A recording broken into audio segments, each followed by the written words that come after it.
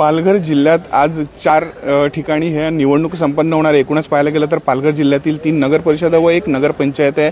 या ठिकाणी या निवडणुका संपन्न होणार आहेत। आपण सध्या पालघर जिल्ह्यातील पालघरमधील नगर परिषद आहे। या नगर परिषदेच्या निवडणूक मतदार केंद्राबाहेर आहेत। आपणच एकूणच पाहायला गेलं तर मतदार राजांनी सकाळपासूनच मतदानासाठी करण्यासाठी गर्दी करायला सुरुवात केलेली आहे। एकूणच पाहायला गेलं तर जिल्ह्यामध्ये 125 मतदार केंद्रे उभारण्यात आलेली आहेत। तर 1,16,660 मतदार हे आपला मतदानाचा हक्क बजावणार आहेत।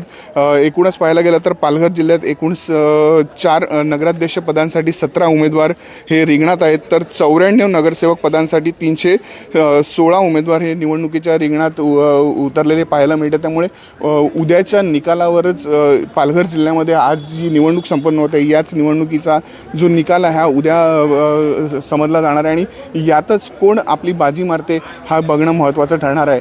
प्रवीण बाबरे, लोकशाही मराठी, पालघर।